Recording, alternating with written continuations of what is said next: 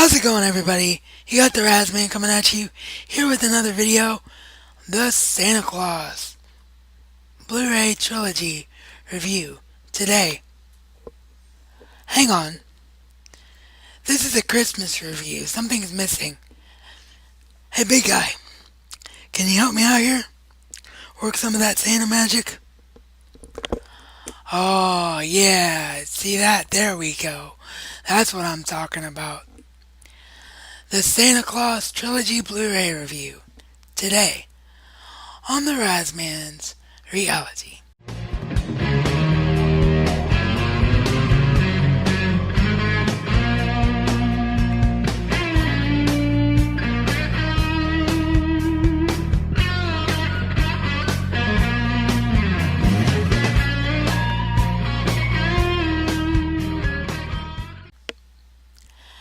Now, long-time subscribers are probably thinking, well, Raz, you did this last year during your 25 Days of Christmas. You reviewed all three of these films. Indeed, I did. But if you remember, I said one of my goals was to upgrade these to Blu-ray because of how much I love the films and because I own both the Santa Claus 2 and Santa Claus 3 on DVD in the old 4:3 aspect ratio. So finally, this year, after seeing a number of my friends pick up this very same set, and after seeing my buddy Frankie, that's right, if you didn't know, FK Vlogs has been doing it herself this year for 25 Days of Christmas, although I think she's stopping at 24 so she can keep Christmas Day open for her family related things that she's going to be filming and such.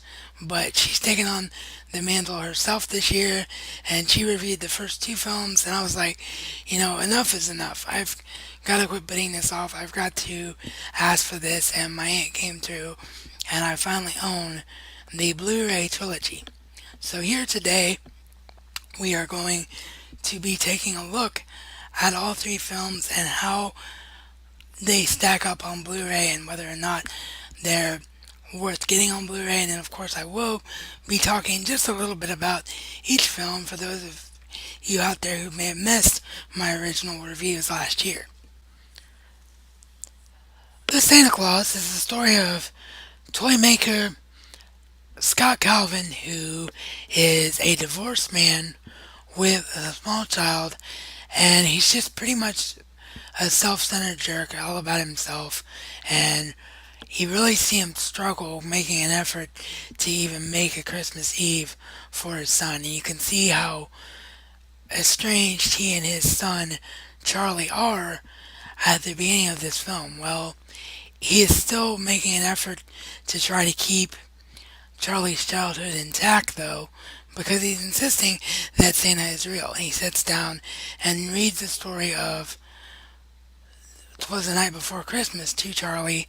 This after burning a turkey, having to go to Denny's, some hilarious things that happened there. He reads the story of "'Twas the Night Before Christmas" to Charlie, and all of a sudden they hear a noise outside. And Charlie comes running into his dad. He's like, Dad, Dad, Dad, I heard a clatter, I heard a clatter. And Scott's like, what, Charlie?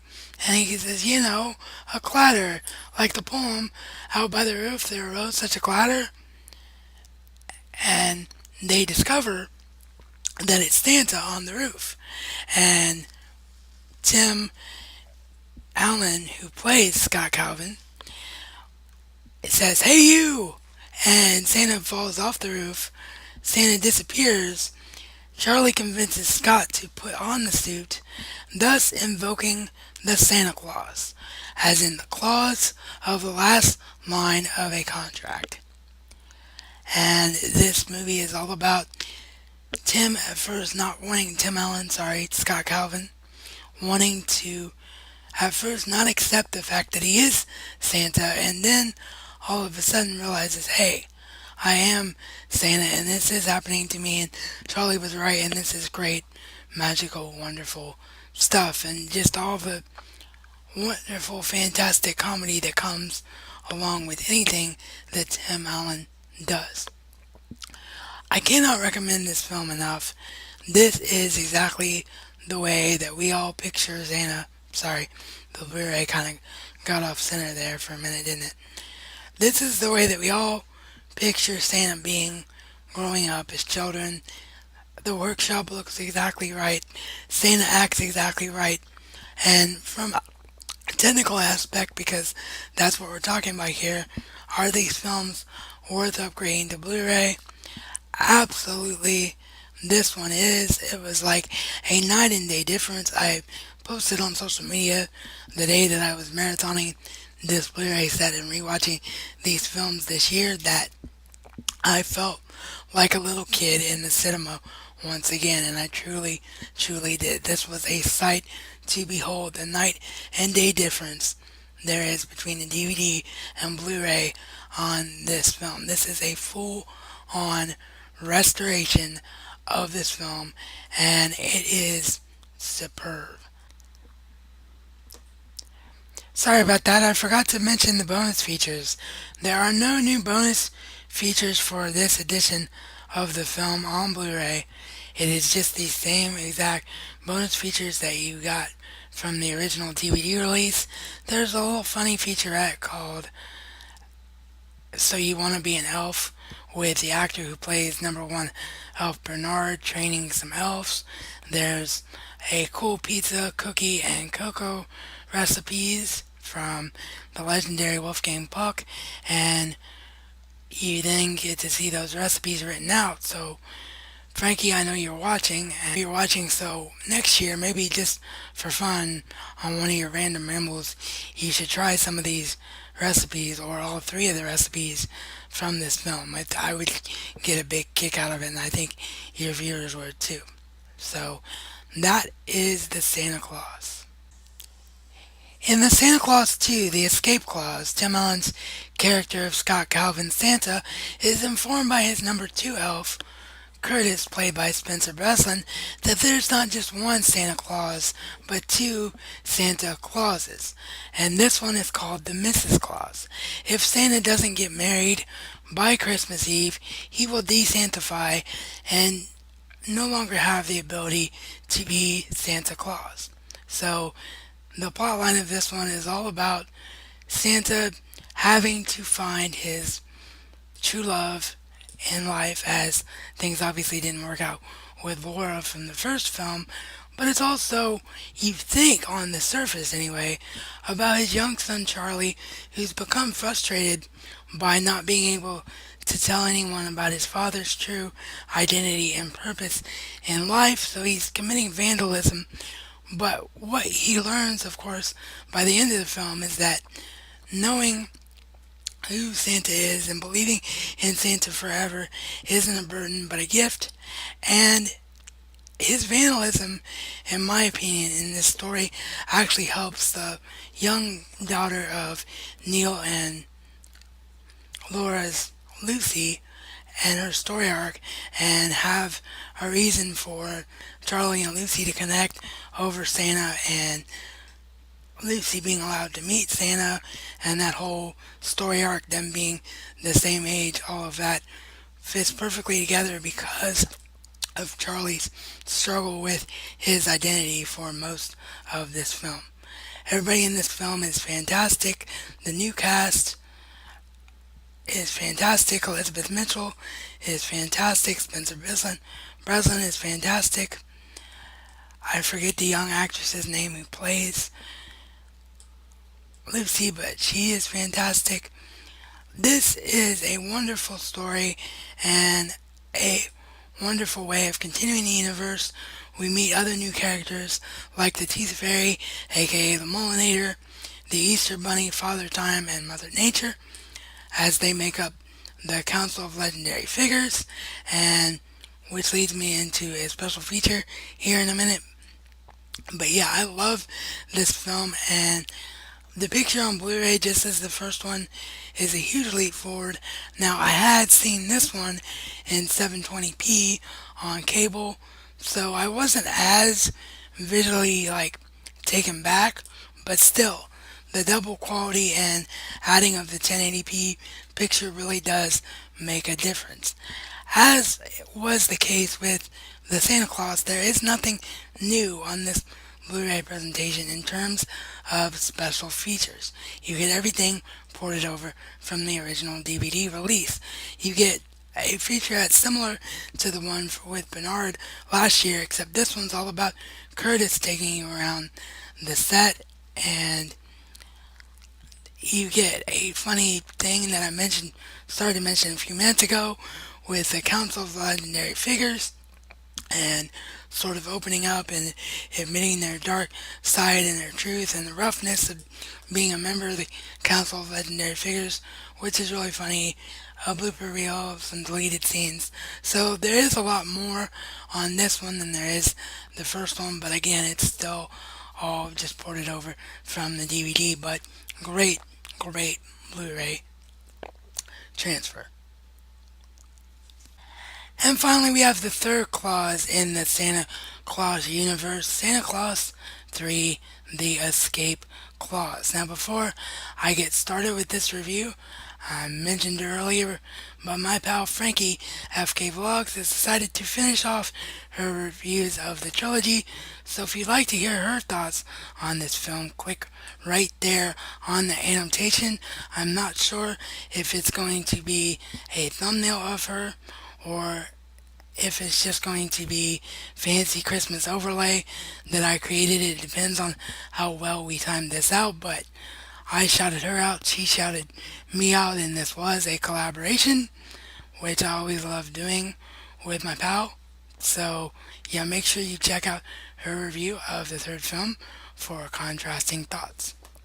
So, as I started to say, the third clause in the Santa Claus universe is the escape clause, and this story is all about the evil, frustrated Jack Frost, played by the hilarious Mr. Martin Short, who shows us that everybody wants to be Santa, and he's tired of being overshadowed by Santa, so he hatches a plot to actually get rid of Santa, and he tricks Curtis, who's now elf number one, by the way.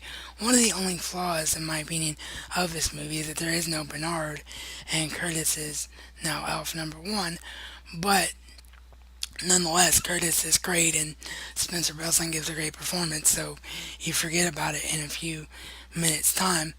But he tricks Curtis, Martin Short's Jack Frost does, into revealing the escape clause, which is Santa takes the magic snow globe that we've seen Bernard pass down to Charlie to the first two films, which is, as it turns out, every Santa has a snow globe to represent their time as Santa, and this, of course, is Scott's. He tricks Curtis into telling him that if he can get Scott to say the words, "I wish I had never been Santa at all," with his hands on the snow globe, he will be transported backwards in time, and everything will be the way it was before he took over as Santa.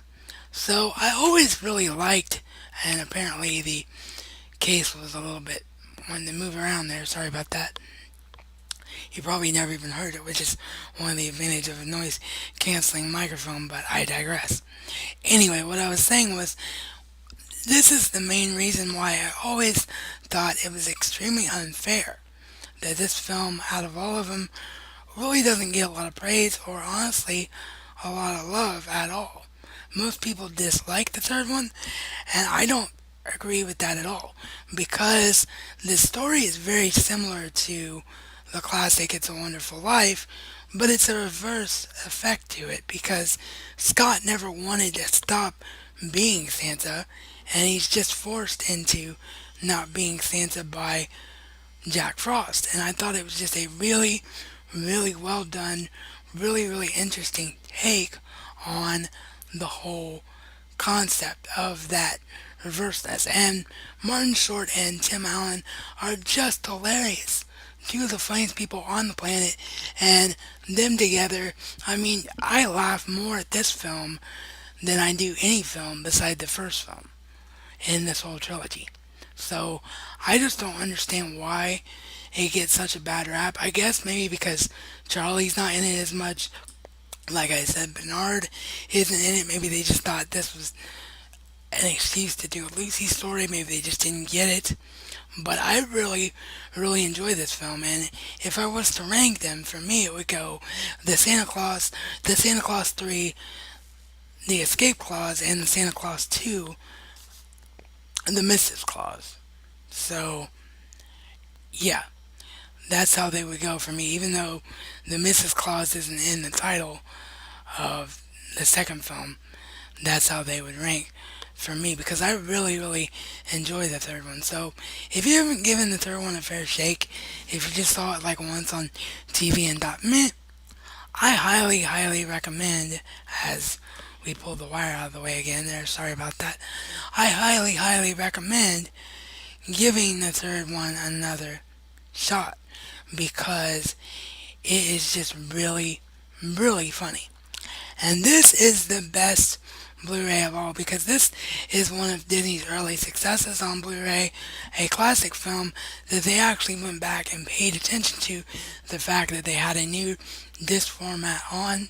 For the first time ever, you get a commentary from the director of all three of these films on the third film, talking about a lot of things about the third film and about how, surprisingly, especially for me, who thought that I knew these films like the back of my hand, like I thought I did prior to hearing the commentary, that a lot of the effects were not even CGI for the third film. A lot of it was practical. The room, all the food that you see the elves eat, all the effects in Santa's workshop, the gigantic oven. Sorry, the cord keeps getting in the way here. Probably should have used the Yeti for this, but I just wanted slightly better sound and wanted to be able to render quickly as I'm going to be editing while watching Monday Night Football. So yeah, what was I saying? Oh yeah, just you learn such amazing, amazing things about the film that you just would not expect. The time and makeup that Martin Short and Tim Allen spent to pull off the roles, the fact that Elizabeth Mitchell, who plays Mrs. Claus, was actually losing weight the entire time during this filming process. I mean, it's just wonderful, wonderful material that you learn in the commentary. In addition to the commentary, you also get a game where you get to decorate a virtual tree, and you get something called Cinema Showcase, I think is what it's called, or possibly Blu-ray Showcase or High Definition Showcase, I'm not sure, but you get the three best scenes in the filmmaker's mind that really highlight the power of 1080p high definition. As I said, this is an early Blu-ray release and one of its early successes, so they were really trying to drive home the point of what HD can do. And this is a beautiful transfer for a beautiful film. And then, of course, you get carted over the original DVD bonus features, but because this was the first film inherently intended to, in some form or another, be seen in widescreen, the DVD special features that you get are indeed widescreen features, so they're a lot more enjoyable to rewatch, even though they're DVD quality because they're in widescreen format.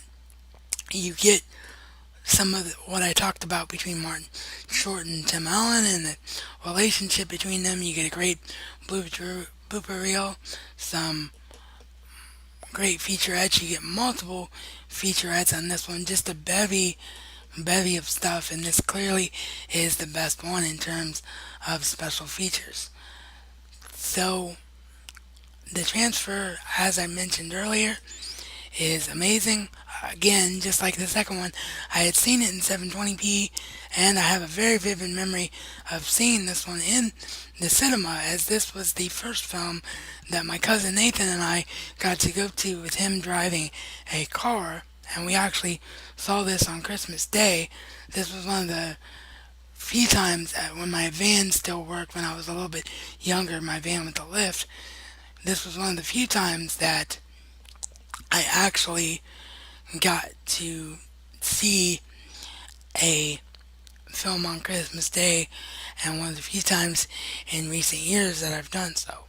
So, and I say recent years because I don't remember if this was the original run that I saw this film in the cinema, or if this was a re-release that I saw this film in the cinema where I remember these stories. But I remember seeing all three of these films in the cinema, and I remember being pretty little when I saw the first one.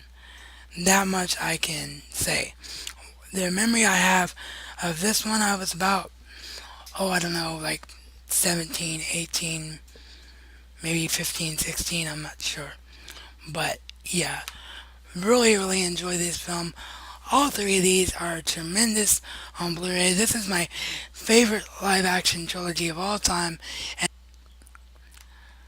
So once again, if you love these films, or if you just weren't sure if you should pick these up on Blu-ray, or sorry, if you love these films and you just weren't sure if you should pick them up on Blu-ray, or if you weren't 100% sold on the films in general, pick up this box set. It's currently going for around $34.94 on average. That's what you'll find it on the Disney Movie Awards side, and on Amazon, where I picked it up as well. And that is American dollars, of course. I'm not sure what the UK conversion rate would be, but I'm sure for you UK viewers and friends of mine, it would be easy enough to figure out. But yeah, pick these up on Blu-ray because they all have great transfers, and they all make this wonderful greatest live action trilogy that really represents Santa the way we all dream he is as individuals in the best light possible. So, in closing, I'll just, before I sign off, remind you of one very important thing. Seeing isn't believing, believing is seeing. Please subscribe if you're new here and you like what you saw here today, because I would love to see you again. Give this a thumbs up and recommend it to your friends if you enjoyed it. Thank you to my Patreon supporter, India Maiden. As I promised earlier on this week, Patreon will be revamped and highlighted now that I have a new computer coming up after the holidays. And as always, this is reality according to the Razman, and Razman style is not just a catchphrase, but a way of life.